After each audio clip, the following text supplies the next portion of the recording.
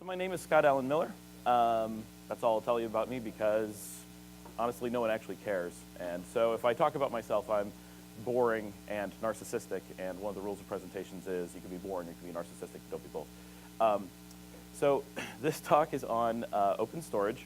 I think it's called Open Storage Landscapes. And I think there's a lot of, no one's quite sure what I'm going to be talking about. What I want to do here is not look at specific technology implementations or real specifics, but my goal today is to have you come away with a different vision, a different appreciation for storage and the storage landscape, and exactly what your options are and how to approach thinking about storage in general, when storage is a major problem for all companies today, whether you're a tiny shop or you're a giant enterprise. Storage is expensive, storage is critical. In reality, nothing is more important in your business than your storage. If you lose everything from a processing perspective and save your storage or your voice, then you're recoverable. But if you lose all your storage and you keep your processing, you're screwed. So storage is very, very important, but we have a very, we tend to look at it in very strange ways, kind of forgetting how storage actually works under the hood. So I kind of want to start off by going through some real basics of storage and try to present it in a little bit of an interesting way. And then I want to talk about the concepts of open storage and how that applies to your businesses, and some reference implementations of how that might be something that you would want to do and when that might make sense. Because my format is very, very loose, I don't work with slides because they're distracting. And I can kind of scale the speed very easily. So I'm going to be a lot more open to people asking questions as we go. Try to keep it kind of related to where I am. But if you want to jump in and it's kind of related, we'll tackle it as we go, because I could very easily miss something that's valuable for everybody. So, all right. So in the beginning, right, when computers first began, the very first thing we needed was, well, we have these computers, but we need to store stuff. So the very first thing that we got was the hard drive. I realize this is not a real hard drive. The hard drive was simple, right? It has one spindle, it stores stuff. Everybody understood that, right? Very, very easy. There's nothing complex. It's a physical device, and we attach it to a computer. So, kind of organized here. This is our server. We refer to servers as boxes. We can demonstrate them as boxes. So, what we did with our very first server, the first server ever, is we took this hard drive, the first hard drive ever,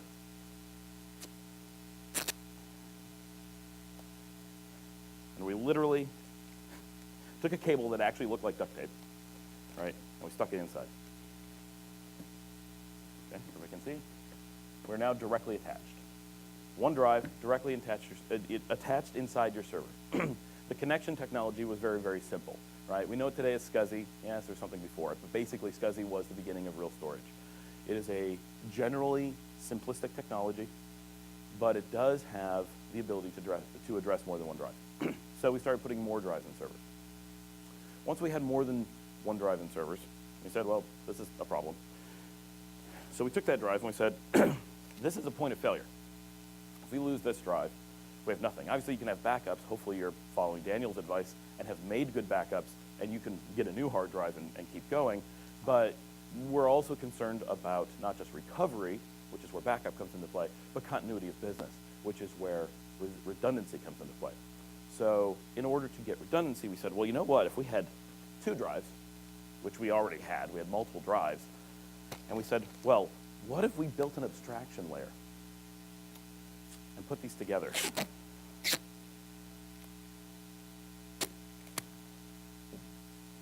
Half the entertainment is just watching me work with duct tape. So we take these hard drives, and we literally put them together in a way that, for an outside observer, it's one drive, and it's bigger, but it's the same thing, right? We call this RAID. So in this case, it's RAID 1.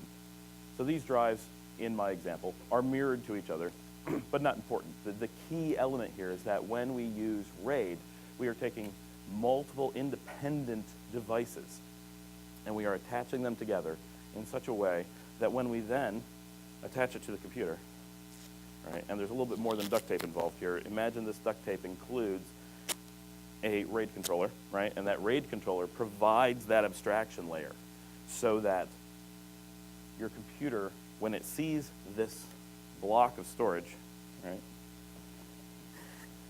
is still connected using the same technology that the single drive was connected with and is connected in the same way. And when the server, when the operating system looks at your RAID array, it is looking at one drive. It has no idea how many physical devices are in play.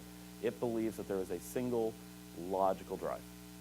So this was the first step of making enterprise storage, right? And this was a pretty good step. Once we got to this point, we could really do business with servers.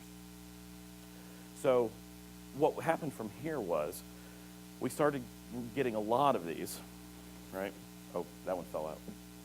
Don't buy from that manufacturer. And we said, well, we don't have a lot of spaces in these boxes. They get hot. They fill up with other things. We want to have a lot more than 2 drives. I only have 2 drives in my example, but what if we had 80 drives, right? What if we wanted to do that? Well, why not put these same drives outside the box? This is not where the term came from, but so we came up with the ability to literally take SCSI, same technology, nothing's changed. We changed the cable, so it's a little bit more resilient to RF interference. And we attach drives outside of the box. This is where the term direct attached storage came from to kind of denote that this is what we're doing. As far as the server is concerned, there's still drives inside the computer. Nothing has changed to the server's perspective. It's just literally they're outside the case rather than inside the case. You can do this with a running server, pop off the top, yank out your drive, and as far as the cable will go, you can just dangle your drives. That's basically what's happening in a physically managed way so that you're not catching fire, shorting something out. And this gave us the next step of storage. We were able to do more advanced things, but nothing has changed as far as the server is concerned. It has one drive. That's it. And it's everything's operating the same. So then, at some point, we said, well, I like how this looks like SCSI cable, works out really well. So later we said, and this could be anything, right? So early on it was SCSI, but now there's lots of options for this today. We've got SAS, we've got SATA, we've got USB, we have FireWire, we have fiber channel, right? Lots of options, but they all do almost exactly the same thing, which is very little. So with the more advanced of these technologies, right, we started saying, well, we could, instead of simply attaching the drives to the server in a way that is really, really physically directly attached, that's not necessarily useful. We might want to have our drives farther away. Well, if we're going to do that, we're going to need a little bit more advanced communication. So SCSI is traditionally, it's very much like, I love this example, it's basically like Ethernet. Not switched Ethernet that we use today. It's like Ethernet. Long cable, vampire taps, everything communicates at the same time, interrupting each other. So SCSI was kind of inefficient, and it really wasn't going to scale. So we moved to different technologies for large implementations. And the first thing that really came into play was fiber channel.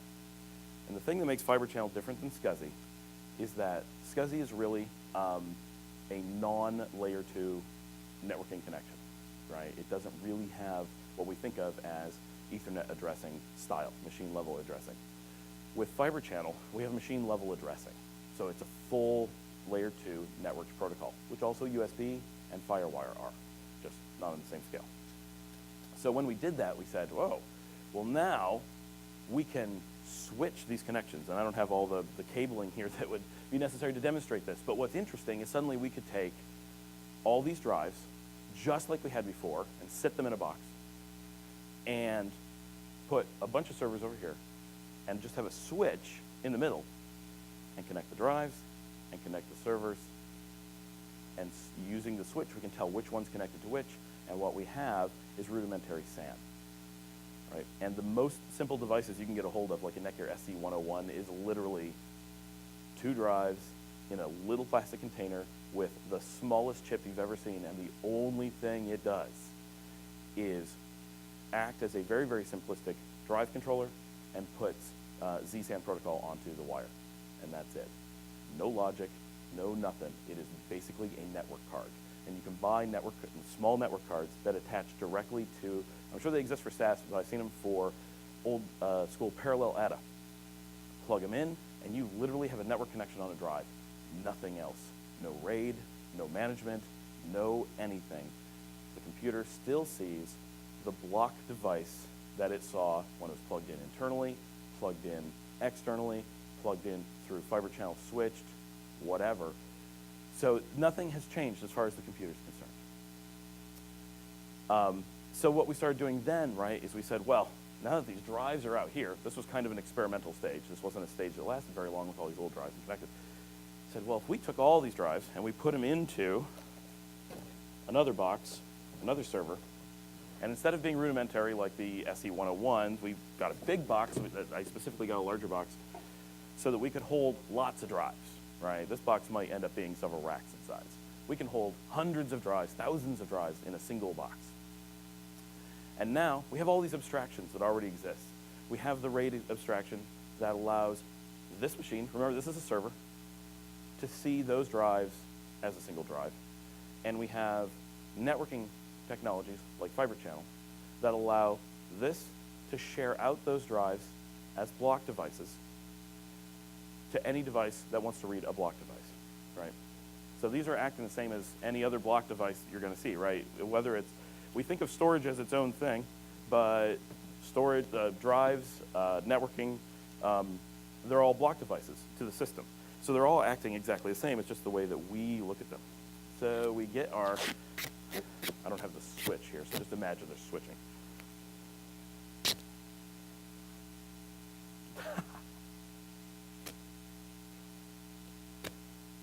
Okay. So we have our fiber channel connection, and we're going to attach it from this server, which has all the drives, over to this server, which is where we want the data. That's a great example. So, yes. Yes. Yes, correct.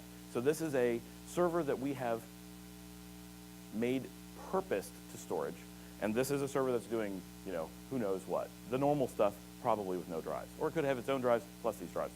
You can mix and match. So now we have dedicated devices, but as far as this server is concerned, it still sees a SCSI connection, a fiber channel connection, whatever. So we're still dealing with the same technology. This is what's interesting is that we start to think, oh, weird things are happening, but as far as the server is concerned, nothing has happened. It's still just a drive connected directly. So then, after this stage, right, we said, okay, so we're going to introduce another abstraction layer to the network, and we're going to pump fiber channel over TCP/IP. So we introduced iSCSI, which is, because fiber channel and SCSI are basically the same protocol, very, very close. iSCSI is simply taking the original SCSI protocol and encapsulating it in TCP/IP, so that iSCSI leaves this box, SCSI leaves this box, goes into an encapsulation layer that allows SCSI to be transported over TCP/IP, and then it gets taken out on this box and is back to SCSI. So at the device layer, it is still seeing a single SCSI drive connected. Nothing has changed.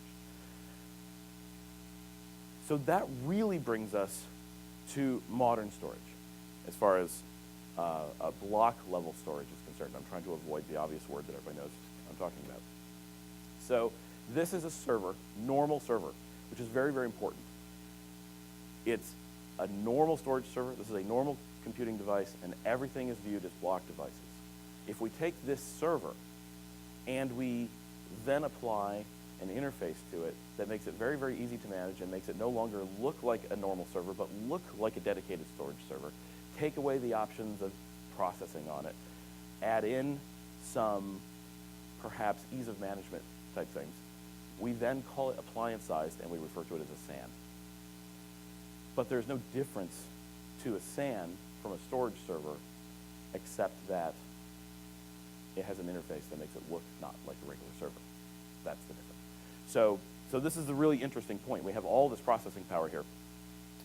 And so if we then let this server not just share out block level devices without touching them, when we're dealing with this at this level, this machine is effectively dumb.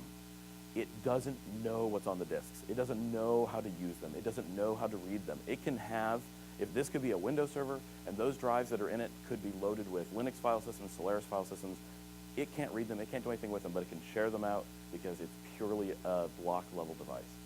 If we then add more power to this box, more power from a software perspective, and said, okay, we're gonna make this box able to read these disks and understand them, then we can start getting even more power because we can start doing things here without sending it over there first. So we can add new protocols onto this box that give us not block level sharing. We can still have that. This is all still going on, but this box now can read these drives, right? So we have this new layer. So we add in a protocol that allows this to share a file system layer instead of the block layer. And to do this, obviously this machine has to understand it too. We need to be able to put it onto the network. So specific file system abstractions are made for this, and we know them today as NFS, CIFS, AFS. These are popular protocols for this. What makes them different than block level is that at the file system layer, this device can determine if there's been changes to a file and only send over changes. It can make changes locally. It can do all kinds of things, including, and this is very, very important, it can lock single files from use, which means if this server is contacting this box and wants to write to a file, this server can lock that file and say, no one else can write to it, which means that for the first time, we have a means of having this connection go to more than one server. You can do this with block level devices. Back in the early days when we had literally hard drives inside servers, people would actually take this SCSI cable, hook one end into one server, one end into another server, and dangle a hard drive off the middle. And it would cause, obviously, disaster. You have two drive controllers. It's like having two steering wheels in the car and two people driving without being able to see each other or talk, right? One person wants to go this way, one person wants to go that way, one person's hitting the gas, one person's hitting the brake. Deer runs out in the road, each one thinks a different direction is the way to go. You're gonna have a disaster. And that's what servers do if there's two servers talking to a single hard drive, not aware of each other. So there are specific file systems that were designed to be able to handle that, but each server had to play nice. There was no gatekeeper. So any server that decided to mess with the data was going to. And it could make changes that the other one didn't know about. It could delete files that the other one tried to protect. It could read files the other one said it shouldn't be allowed to read. There's no way to control those things because there was no gatekeeper. When we're dealing with file system level sharing, we have that gatekeeper. We have the security at this level where we control it. We don't have an open connection somewhere that someone can do anything that they can get access to. So at this point, most people know that a device that's doing this is called a file server.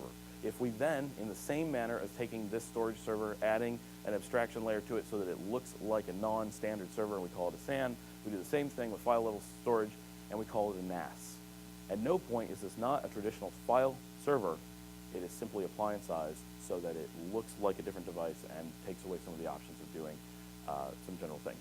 So the reason that I wanted to run through that is because quite often when dealing with SAN and NAS, we actually think of the world in terms of SAN and NAS. We say, well, we have storage, right? Should I have SAN or NAS? And in reality, those aren't, apparently I hit something. Those aren't really the questions we're asking. What we should be asking is, do we need block level storage or do we need file system level storage?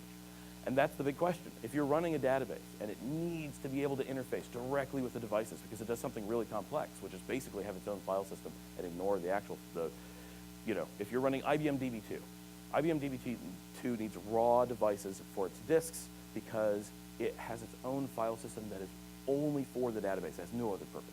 So it has to have block level access so that it can do anything it wants with the drive heads. But if you're dealing with normal file sharing, right? Word documents, Excel documents, all the stuff that your users have piled up everywhere, yes, you can do that at the block level and attach it to a single device. Yes, you can go get really expensive commercial file systems that allow you to share that out, like OCF from Oracle, I think I have that right, and GFS2 from Red Hat, but you're getting into running big Unix boxes to be able to do those things. So not really effective for that, but if you're running CIFS or NFS, You can connect all kinds of desktops to it. You can, all the things that you know how to do, you can do. So choosing block storage or file system level storage is really, really the question. And at the end of the day, you have a file server, one way or another, that's doing that work. So at that point, I'm just going to let people ask questions now. I'm going to kind of prompt, because I'm not sure if everybody's falling asleep or has questions. Or Yep. Yes. Okay. Actually, what's funny is typically NAS costs about $150 to $200, and SAN starts at under 100. I've seen SAN start as low as 30. But it's not the SAN people think of. They think of SAN as big, but SAN is actually the little one. So the names are actually awful, right? Network attached storage and storage area network. I hate these terms, partially because they're confusing and partially because they're wrong. Storage area network is really just a term for block level storage, and network attached storage is really just a name for file system level storage. So when you're doing block level, you have to attach as a device, and when you're doing file system level, you have to have a special virtual file system driver like CIS or NFS that allows you to put it onto the network and share it over the normal network. The idea with SAN, in theory, the reason the word exists is because when they first did it with Fiber Channel was its own thing. You didn't communicate over Fiber Channel for other tasks. So it was a storage area network. But then later, very quickly, and actually at the time as well, people would take NAS devices, file servers, because we didn't call them NASs back then, and put them on a dedicated network with its own switch connected to the servers on dedicated NICs just for storage. Well, obviously that's a storage area network using NAS, so that the terms can overlap even when you're doing dedicated networks. So that's why I hate the terms. But when we say SAN, and we sometimes say SAN protocols to mean Fiber Channel, iSCSI, FCOATA, those types of things. Is that right? FCO Ethernet, sorry.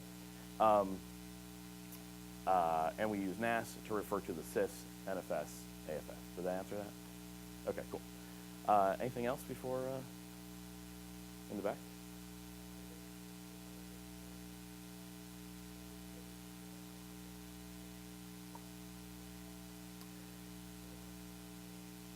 Yes, a SAN is like a LAN in that it is a network.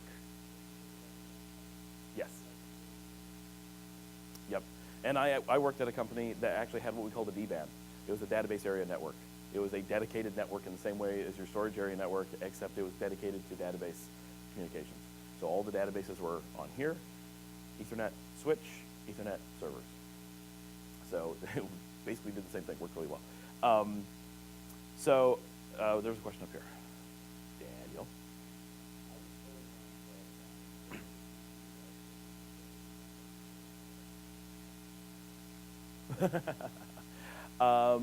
iSCSI is not, as I'm aware, any more noisy than, I'm assuming they're thinking it's broadcasting. I'm not aware of there being any significant broadcast traffic unless they weren't running switched Ethernet, which would be the bigger problem. Yeah, it's no, it's really it's TCP and it's non-broadcast, so it's point to point, same as any other protocol of that nature, same as web or email or anything like that. Anyone else? Yeah.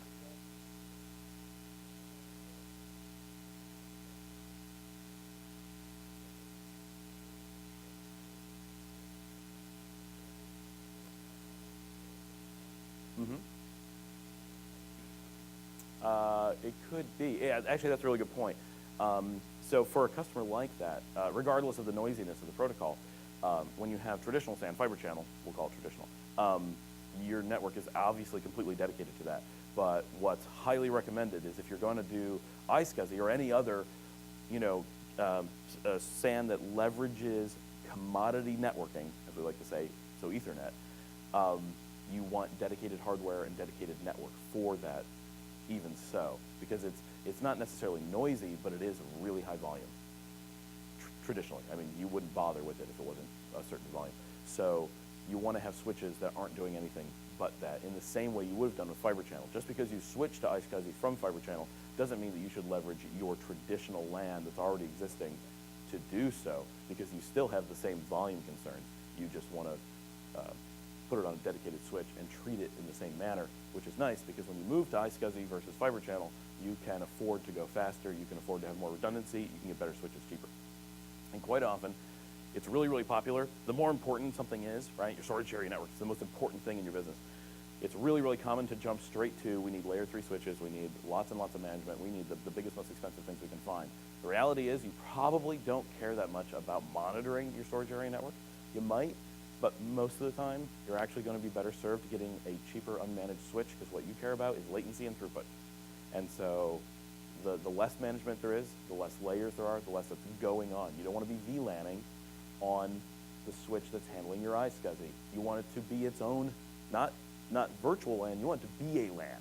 If you need to VLAN, get another switch and use it physically, actually segmented, because you don't want that overhead on your storage, because your storage latency matters. Everything in your company will feel it. So you want that to be as fast as possible, and which is actually cheap. That's the wonderful thing about speed on Ethernet. Pretty much the cheaper you get, not consumer devices, but within a given product range, generally the cheaper they are, the faster they are. Anyone else before I go on?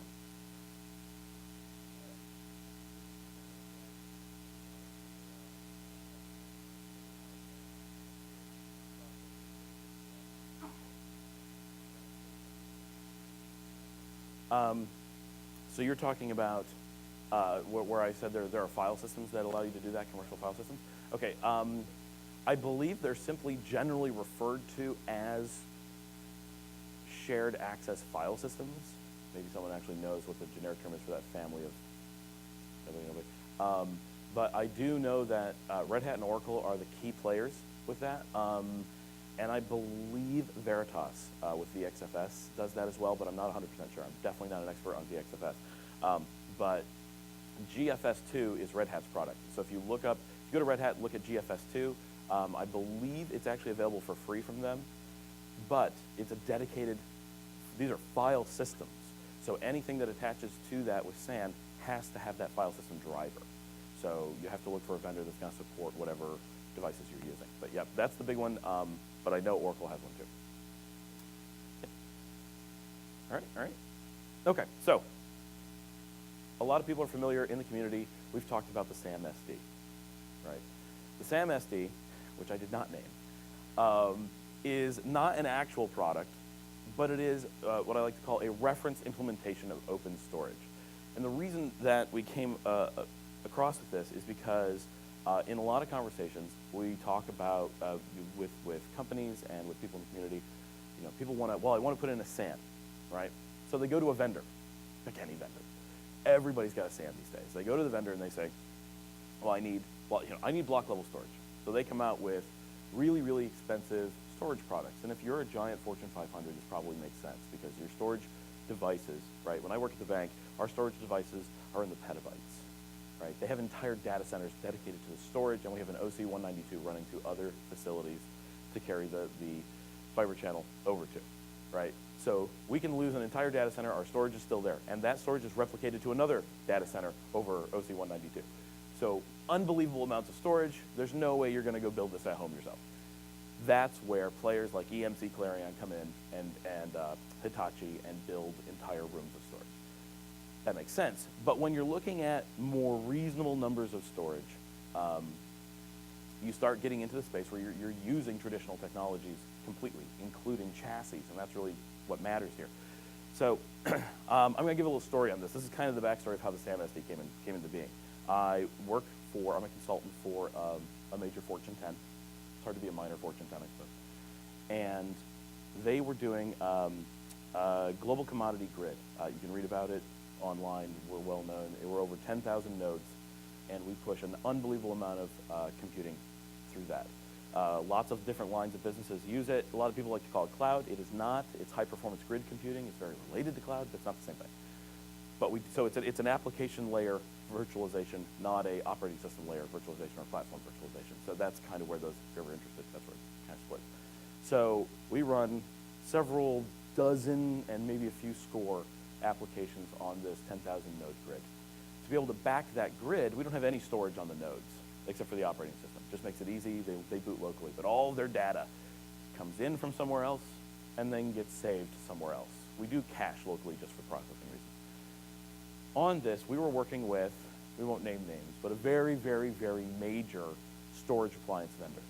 We had the second largest product that they made. It cost really close to $300,000 per unit.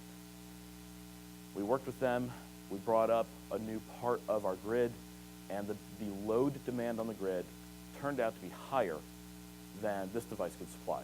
Not from a throughput necessarily, actually from an IOPS standpoint. It just couldn't handle it with the spindles it had.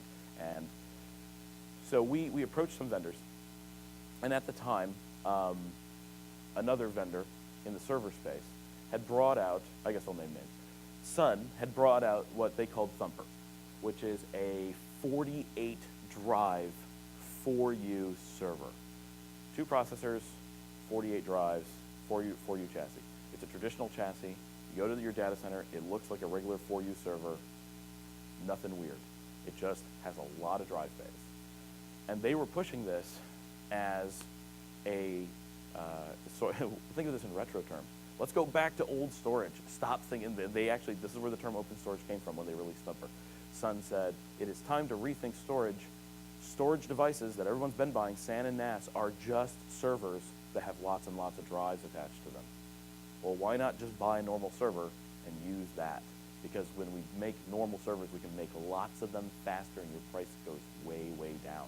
When you buy SAN and NAS labeled devices, you tend to get products that are not sold in the same types of quantities as commodity servers, and sometimes use proprietary software to do some of their cool features, and this drives the price through the roof. They're also considered a non-commodity, so their margins are much higher. The margins on a traditional server, you're looking at the major players, HP, Dell, whatever. Dell does not make $1,000 off every server you sell to them. They make $20, right? By the time you get all the discounts done, their margins are low. So they're not ripping you off on a server. It costs them a lot to deliver that to you. So you want to be buying those devices if you can help it, because that's where your value is coming from. When you go to appliance-sized products, you generally have to pay a lot for the name NAS or the name SAN. And so what Sun did, Sun actually came in and worked with us, and they knew they weren't getting this account. But they worked with us anyway because they hated the other vendor we were competing against. And we said to them, we really feel that this device that we have is very, very expensive and doesn't seem to be doing as much as we could just do with a regular file server. And Sun said, absolutely. A regular file server gives you all these advantages. There's a commodity, you can tune the operating system, you can pick the operating system, you can pick every component, and you can do it much cheaper. And they actually flew in the guy who invented ZFS to talk to us about it. It was awesome. And so we said, well, we went to the client and we said, we would like to do an engineering study. And we want the storage vendor involved. And he said, okay. They ordered the largest product that they made. It's the largest NAS device on the market. This was a couple years ago, so it's bigger now.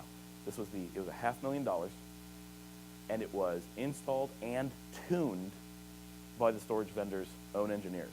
They had a lot of money, because we weren't buying one, we were looking to buy like a dozen. So they brought in a lot of resources to make sure this was going to beat anything we could do. We took 2 people from the engineering team with a couple hours. We took a commodity server that we had. Now, it was a large server at the time. It was a 4-way Opteron box, but it would be considered a small server today. It's probably about 1/3 the processing capacity of what you would get for around $4,000 or $5,000 today. So still a decent server, but and at the time pretty impressive, but nothing. We just pulled it from inventory. We loaded Red Hat Linux on it, no tuning. We got normal storage, nothing special. We set it up with NFS, which is exactly how they were connecting to the other box. And before we ran it, we projected what was going to happen. That we knew there were threading issues on the processing side of the storage vendor's product because it was not an open box and they could not update their operating system to the latest kernel, which they needed to do because they weren't making their own operating system. They were getting it from another vendor, and they didn't have time to rework the operating system. And we had the ability to run the latest Red Hat, which had great threading support, which was needed to be able to push the IOPS. And when we ran it, not only did our, at the time, $20,000 solution, which cost about, it would literally be, you'd be able to put it together for about $2,000 to $3,000 today, I expect. not only do we outperform a $500,000 server tuned by their engineers, but instead of plateauing and we actually have all the performance curves. We have no idea what the capacity of the open scratch-built box was because the grid could not request enough IOPS to pressure it. The $500,000 device not only plateaued, but when it went on the plateau for very long, it actually shut down. So the potential savings here were not just millions of dollars of purchasing, but that this product met the need while this product did not. It was easier for us to manage because we didn't have to have dedicated storage people. We used the skill set we already had. We already have the engineers for this. We'll just manage it along with all the other servers. It'll look exactly like all the other servers. So this experience, and for those who wonder, no, they didn't go with that. They went with the expensive solution and the project failed. Welcome to the Fortune 10. So what that prompted was later when Niagara started looking at storage options, and we started having a lot of conversations in the community about how do you do storage, how do you make it cost effective, what do you do when you have all these needs and need this flexibility, and I can't afford these other products. Well, we looked at the product market and we said, wow, you go to any major server vendor, right? Ones that are here, ones that aren't, anyone who's a top tier vendor, and they have these chassis that are very affordable, that have a lot of space for disks. Some have more than others, some have different price points, but they're all relatively affordable and powerful and stable and manageable, and they fit into your infrastructure just like everything else. You can go get third-party disks for them. Some support that a little bit better than others, but most of them have complete open support for any disk you want to put into it. You can put lots of disks into them. You control their speed. You control their configuration. You control the models. If you have a specific drive vendor that you're very, very comfortable with, you can pick them. You get to do all that, and you're building systems for a few $1,000s that not only might outperform a $30,000 or $40,000 or $100,000 commercial appliance size SAN or NAS device, but you also have more control over it. You have and this is the most important thing, with any computing device, remember, it's just a server. There's no magic, right? Everybody thinks, well, I'm going to get a SAN. I can let everything else fail because the SAN won't fail. But the SAN is just a server like everything else, right? There are better ones, there are cheaper ones, but it's just a server, right? It's always subject to the forklift risk, right? That someone's going to drive a forklift into that one box and it just is gone, right? And that's really happened, right? That's from some real examples. And so when you cut the cost dramatically, when $30,000 was a consideration, but now you can do the same thing for $5,000. Don't cut your budget by $25,000. Cut your budget by $20,000 and get 2 of those units. And now you can have redundancy. Now you can use them in the same way you do with anything redundant.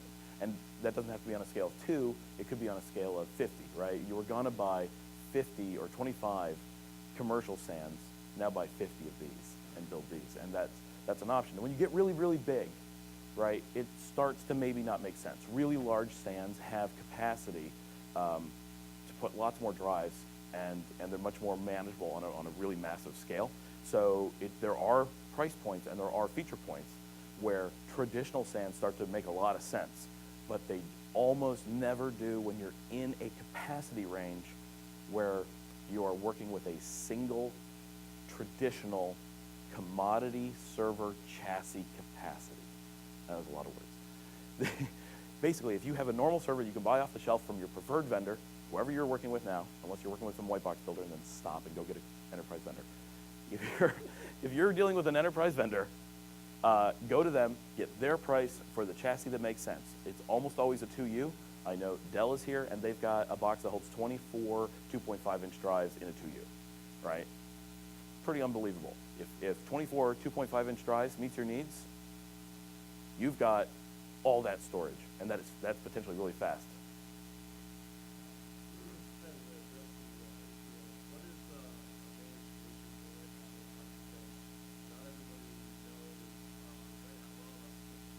Sure.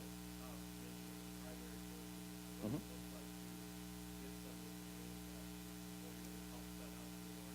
Well, before I answer that exact question because this actually came up last night, almost exactly the same thing, right? So when I talk about storage, I often talk about Red Hat because that's how we do storage, which is not actually true. We do a little bit of Red Hat, and most of our storage is actually Solaris because it has better I/O throughput. But in either of those cases, you're dealing with an operating system that chances are the majority of you, whether that's 51% or 80%, I don't know, but most people in this community are not Unix proficient. It's not part of your infrastructure. It's not something you manage on a daily basis. If it is, it's definitely a consideration. But if it's not, it doesn't matter because Windows is an absolutely wonderful storage platform in the same way that Unix is. And it's just in this example is that we ran Unix because that's what we did. We're Unix administrators. Windows makes some really powerful storage stuff. They do iSCSI, they do CIFS, they do NFS. It's all free, it's all included. You're not buying extra products. And their CIFS, if you're doing Active Directory integration, is by far the easiest to deal with, works the best, most reliable. But if you don't want to go with Windows as your storage and you want to go with someone like Red Hat as an example, you have lots of options even if you don't have the in-house expertise. There are lots of MSPs who will do that, obviously. Pretty much you can always find an MSP who will do something for you. You want someone killed, you'll find an MSP who will do it. But there really are, your storage devices are something that need relatively little monitoring. They need monitoring, but you're probably not concerned with capacity planning other than the amount of storage, and you can watch that, right? SpiceWorld will monitor it and tell you how much is being used. So as long as you're dealing with that kind of stuff, you're probably not dealing with, in a normal small business situation, CPU capacity, memory capacity. You've got more than enough in the smallest box that they'll sell you. Companies like Red Hat, if you actually get Red Hat commercially, you will get support from Red Hat themselves, or if you're getting SUSE from Novell. They don't sell in the same way that Windows does. Windows is based on a license, and the commercial Linux players are based on support contracts. So that support is built in. Or those, I know a lot of people in here like Ubuntu, Canonical, the exact same thing.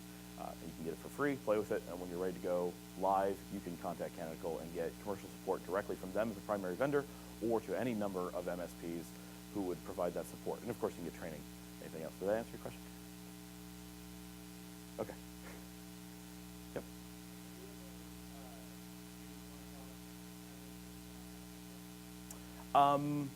I do have opinions on them. I have run across them.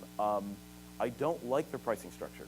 I feel that they are hurting themselves in that way. I think they should have a free version that is more scalable. But as a product based on Open Solaris, if it fits into your price range, and it's not that expensive, right? It's a very, if you're looking at this range of stuff, this is, I think it's a really good product. I have not used it in a commercial capacity, so there may be some gotchas that I'm not familiar with, but the underlying technology, it is Open Solaris, is awesome, right? Lots and lots of power, lots and lots of flexibility, lots of options, and very easy to manage. And that's something I should mention is Nexenta is it's a NAS appliance, right? I can't believe I forgot to mention this. So we have traditional servers, file servers. It's just Windows or Red Hat or Solaris, whatever, and you're doing everything. And then we have the appliances, right? You can go to Netgear, you can go to Buffalo, you can go to Drobo, you can go to EMC and Ecologic and HP, everybody, right? Everybody has these full appliances, but there's also a middle ground where you're using the hardware, the commodity hardware from anybody, and then applying the operating system that is a appliance operating system. So Nexenta is a great example of that. It's one that's built on Open Solaris. FreeNAS is the same type of thing, completely free, built on FreeBSD. And OpenFiler is the same thing, but built on Connery Linux, which unfortunately is a very unpopular version of Linux, and it's not monitored by anything, and all the management stuff is funky. So that's unfortunate. But and there is a fourth player, and I can't remember their name, who's definitely the small tier in that. Left Hand from HP used to be one of those players, and when they got bought by HP, they kind of turned it into a combined hardware, so they kind of moved into that side instead of being in the software space. So, but for people who want to work with Linux and don't want to work with Linux, or want to work with BSD and don't want to work with BSD, those solutions give you those operating systems with those operating systems' advantages and disadvantages without having to know those operating systems. And one actual caveat to mention is if you're going to work with OpenFiler, it's very powerful. It is the best for replication of any product, along with all the big commercial ones. Its replication is phenomenal, but there's no interface for it. You will need a senior Linux admin to do that work for you.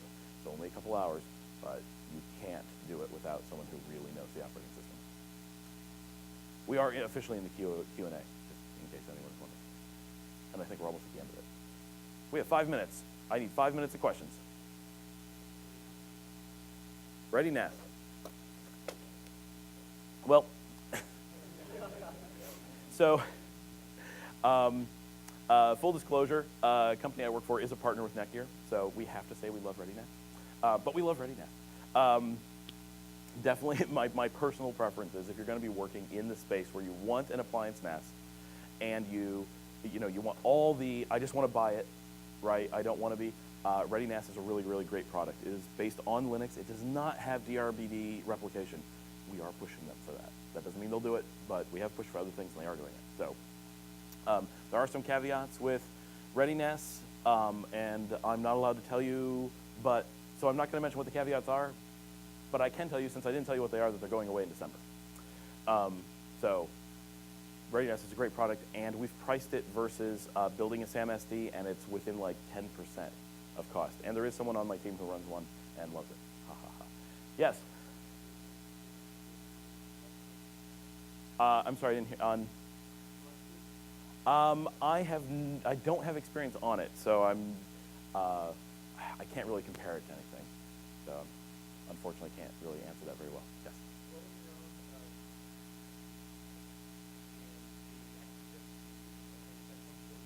Uh-huh.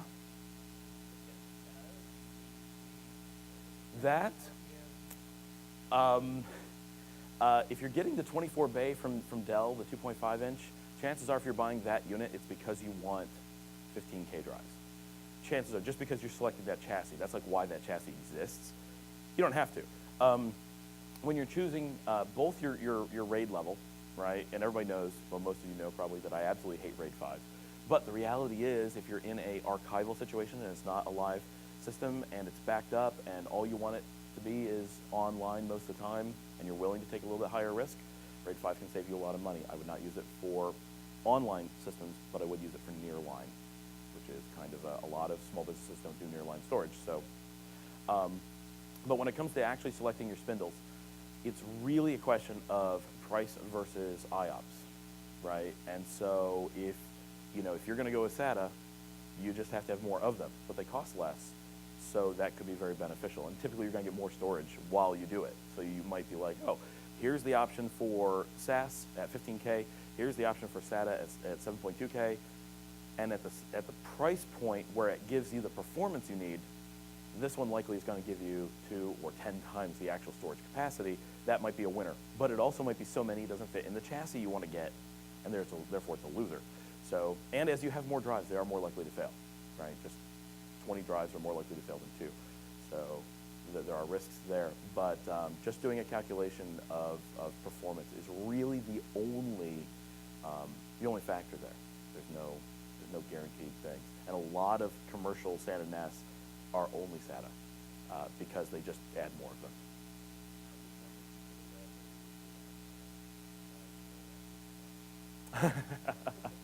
Well, so with RAID 5, compared to, and it's not just RAID 5, it's called the RAID F family, which is RAID 2, 3, 4, 5, and 6. They use what's known as a ZOR calculation. And what that does is, there's obviously a stripe across the disks, and you get great capacity out of it, and that's why they spent the effort to invent it. The way that works is the RAID controller has to do, whether it's software or hardware, has to do a lot of work to make that stripe work. And because of that, the RAID controller becomes a significant point of failure compared to RAID 10 or RAID 1, which doesn't have a ZOR calculation. So the risk that you get, beyond performance issues, the ZOR calculation causes performance issues additionally. But performance is a arguable point, right? Do you care about performance? Do you not care about performance? But losing your data, everyone cares about. And I have had firsthand, which will really convince you, but I also know other companies who have had RAID controller failure on a RAID F array. No drives fail, everything lost. Because the RAID controller freaked out and has a destructive operation where it destroys all the disks. RAID 1 and RAID 10 do not have a destruction operation to perform on the disks. When they do a rebuild, it is a mirror. If they were to mirror a good disk, it would build a new healthy disk. But if a RAID 5 attempts to rebuild an unhealthy system, it will destroy a healthy one.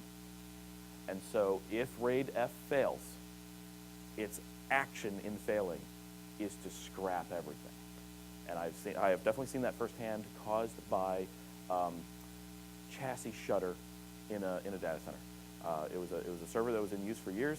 Drives came in and out of contact over, we don't know if it was a period of minutes or a period of hours. It kicked off multiple rebuild operations, and one of them just hosed the entire array. So when we found it, they had all reseated themselves, and we had 6 healthy disks, a healthy RAID controller, and no data. I think we're out of time. And we're done.